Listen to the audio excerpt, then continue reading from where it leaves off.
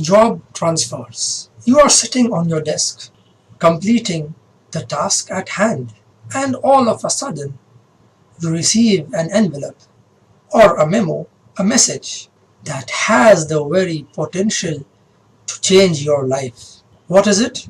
Your transfer letter, or even worse, the dreaded pink slip. What is your reaction? Unwanted thoughts of fear in your mind, a total breakdown. Job relocation is considered to be one of the most stressful changes in life. We as human beings are creatures of habit, and changes in work move us out of our comfort zone. We have adapted to our environment. Just as a fetus in the mother's womb, it has adapted to its surroundings. And so when it is time for birth, it does not want to accept the new world. In the same way, job transfers are really stressful. I would like to share with you 3 ideas that will change the way we perceive change and especially transfers in our job.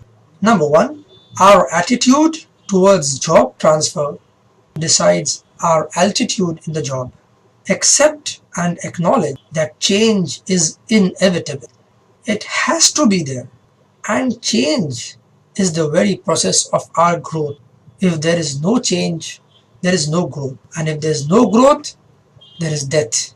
So change is life. Just like a seed changes itself to a sapling and to a plant, to a tree that bears fruits, and the seeds of the tree give new life. You have to perceive and accept that change is the very process of life. Change is not only good, it's very exciting, energizing, and extremely thrilling. Number 2, prepare yourself for the change. Just as the fetus did not want the change and cried when it was time for birth. Why? Because it was uncertain that what lies ahead of him. If the fetus had known what the world is, it would have never cried. So, know where you are going for your new job. Know what you will be doing in the new job. The responsibilities, the perks, preparing yourself for the change lessens our anticipation and stress, our reluctance and anxiety. One of the oldest and strongest kind of fear is the fear of the unknown. So knowing and preparing yourself surely lessens our anxiety and stress. The change, as per your perceiving, may be good. A better pay, a better workplace, more responsibilities. Knowing them creates enthusiasm and happiness for the change. Even if the change is bad, that is when you compare it to your present situation. The house you will live is smaller. Your children will face education problems. The change is bad. But know that you will always benefit from the bad things also.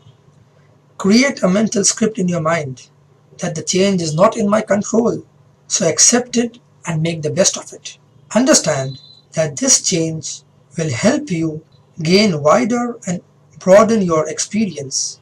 You will learn new skills and different responsibilities. You will receive new challenges in life and they will make you a better person. Also, the bad things won't remain forever. Everything has to change with time. So stop complaining about the change, as complaining will make the situation even worse. Time is the best healer. Be patient. Things will change for the better. Just like a person who when jumps into the swimming pool. At first, he does not accept the change, but after some time, he feels normal. The temperature of the pool water does not change. The person starts adjusting to the change. So giving time to the change is the best healer. Number 3, and the most important tool to fight change resistance is faith and belief. Whether the change is good or bad, as we perceive it, it is faith that can move mountains. Many a times we cannot control the change, but still we can control our response to the change. There is always an opportunity waiting for us. Faith is when you cannot see the whole road, but still you take the next turn. You cannot see the whole stairs, but still you take the next step. Life will unfold for you as you move on. Believe that there is always someone with you, guiding you through your life, connecting the dots so that at the end you can see the whole picture. I would like to narrate here a small story. One night, a man had a dream. He dreamt he was walking along the beach with his Lord, the Almighty. Across the sky flashed scenes from his life. For each scene, he noticed two sets of footprints in the sand, one that belonged to him and the other that belonged to the Lord. When the last scene of his life flashed before him, he looked back at the footprints in the sand. He noticed that many a times along the path of his life there was only one set of footprints. And what he observed was that those times were the very lowest and saddest times of his life. This really bothered him a lot, and he questioned the Lord about it. Lord, you said that once I decide to follow you, you will walk with me all the way. But what I have noticed, that during the most troublesome times in my life, there is only one set of footprints. I do not understand. Why, when I needed you most, you would leave me alone? The Lord smiled and replied, My precious, precious child, I love you, and I would never leave you. During your times of trial and suffering, when you see only one set of footprints, it was at those very moments that I carried you. So, my friends, the Lord is always with us. He has planned much better than what we can ever think about. Just have faith and keep moving ahead, and believe that the best is yet to come. Change is not only necessary, it is good and wonderful. It is a continuous process of life. So, embrace it, enjoy it.